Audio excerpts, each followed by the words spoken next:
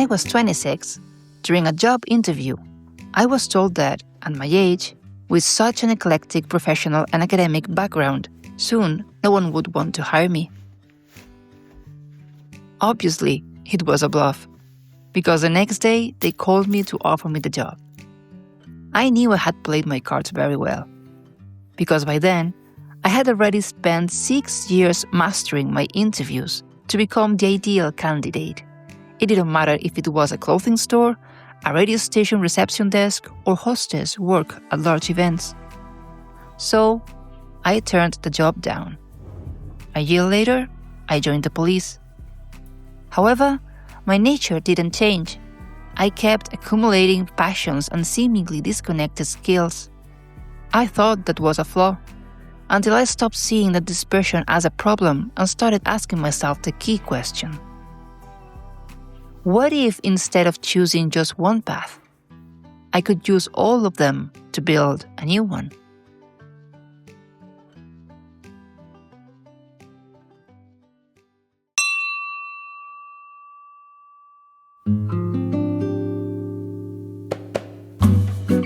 Hi, I'm Nessa. Today, I'm going to tell you a very important part of me that you don't know yet. As always, I'll start with a story. A few weeks ago, I had to go file a complaint at the health center. I had already gone several times to argue with them, so tired of not being taken seriously, I decided to dress for the occasion. I wanted them to listen to me and, since I was angry, also to make them a little uncomfortable. Because many years ago I studied image consulting, I'll talk a bit more about this later. I knew that to achieve what I wanted, my appearance had to emphasize straight lines the moment I walked in. Add a bit more hate. Keep steady eye contact. And use short sentences.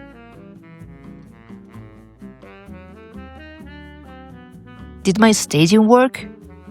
Well, for my intention, yes. For making the woman want to do her job, no.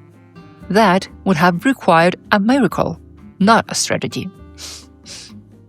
However, that afternoon I went out running with my dragons, and when I finally managed to silence them, inspiration hit me. What if I had found a way to unite my knowledge of nonverbal communication, years of police observation, art, and even my new passion for astrology into something useful for others?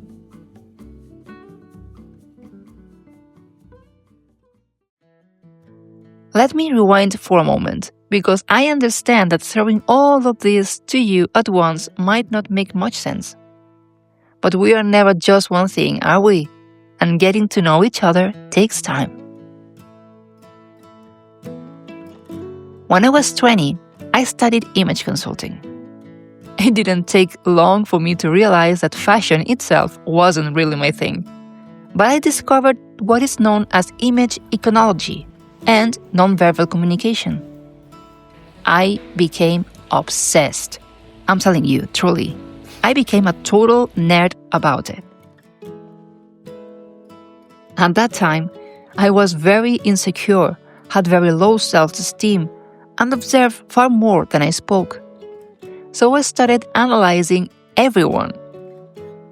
First, my classmates and movies, then my family, then clients from the many jobs I had. I even sat on park benches watching people walk by and observing them.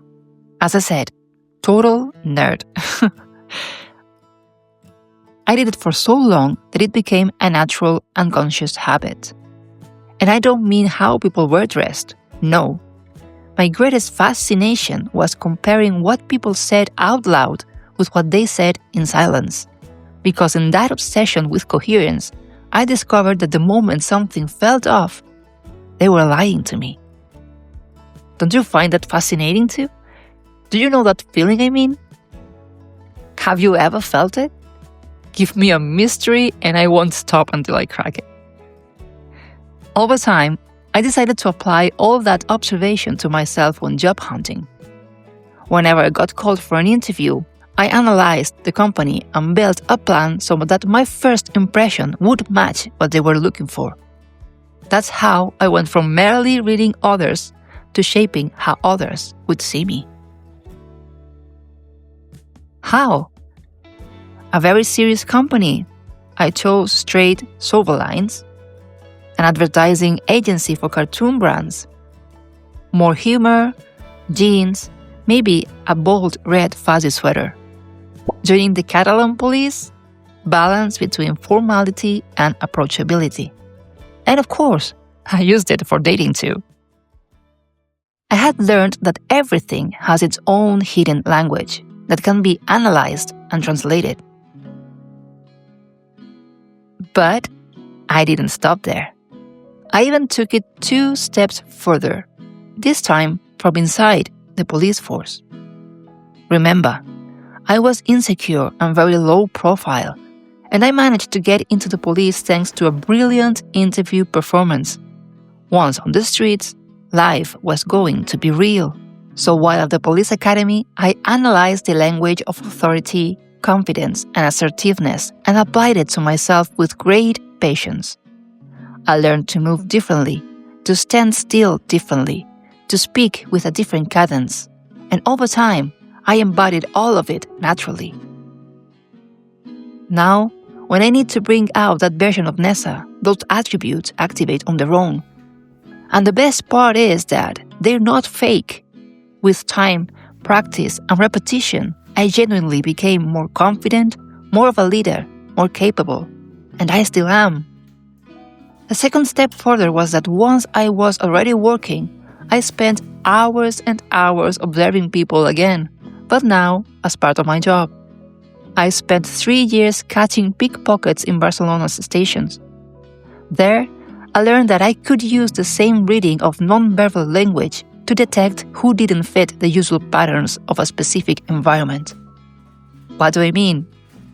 If everyone in a train station is rushing or waiting for someone, the person wandering around staring at other people's bags probably wants to take them.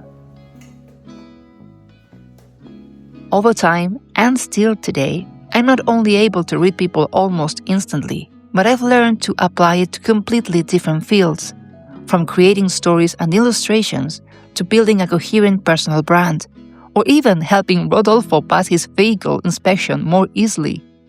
I swear, last time, out of 3 faults, I fixed 2 myself, and the third one disappeared as if by magic. However, recently I've discovered something that has expanded all of this even more.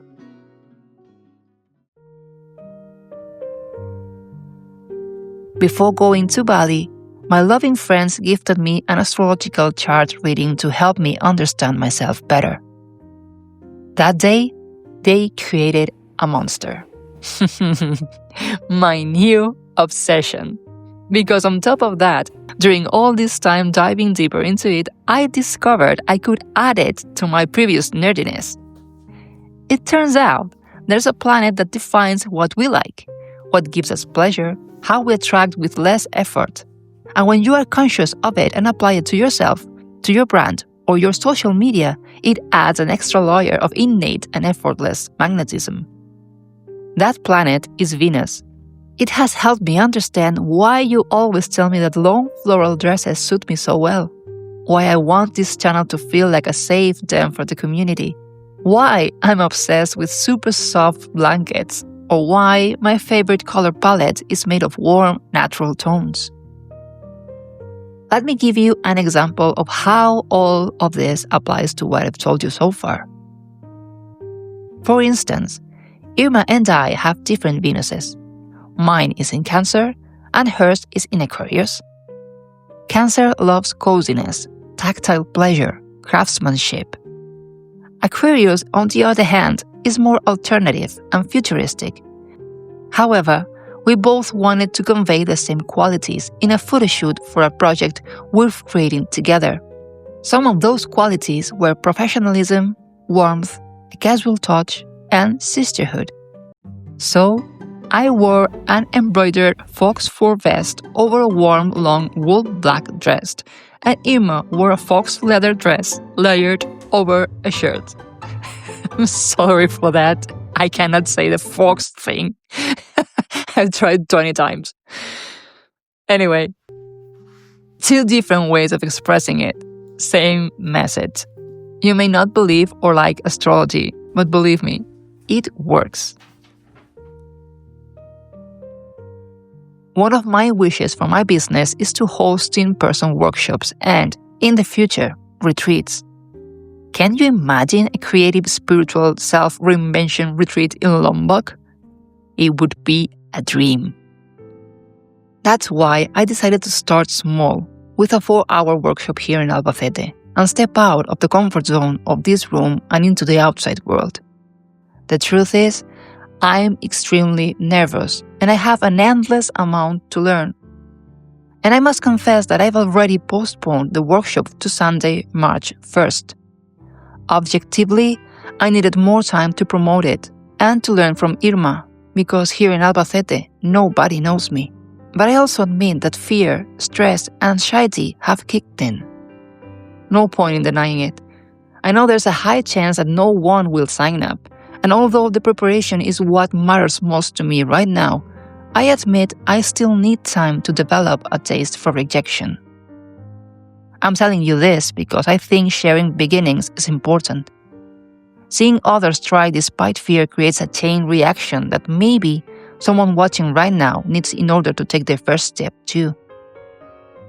Tell me in the comments if that's you. Does all of this sound interesting to you?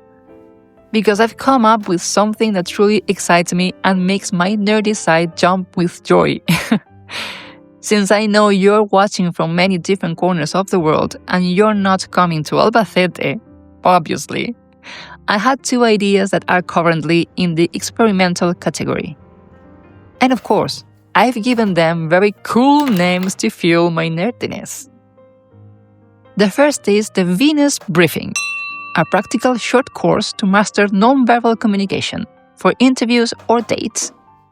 I would like it to be alive with a forum where I could answer your questions directly. Tell me if this would interest you. The second is more personalized, the Venus Files. Yeah, I'm laughing a lot with that. A one-on-one analysis where you choose the goal. We can work on your personal brand, your socials, your website, everything visual together with your natal chart, especially Venus, so everything feels coherent, natural, and truly you. Or we can prepare for that key situation ahead of you, an interview, a date, a public talk, where you need your presence to be your greatest ally and to feel more self-confidence. In both cases, I'll combine my analytical knowledge with your natal chart and deliver a cute PDF, a personalized audio, and a video answering your questions to close the circle. Because these are beta formats that I want to test before officially launching them, I'll only accept 3 people for the one-on-one consultancy at a very special price in exchange for your testimonial and feedback. All the information and the form are in the link in the description. The truth is, I hadn't told you about this side of me before because, honestly, until fairly recently, I thought it was something everyone did. Do you have a skill you thought was normal and later discovered was actually your superpower? Tell me in the comments. I find these things really funny. Let me know what you think, and if you have new ideas or suggestions, I'm reading you. Next week, we'll go on a little trip. It will be one of those slow, reflective videos. Where to? You'll find out here next Sunday. Until then, take very good care. Goodbye.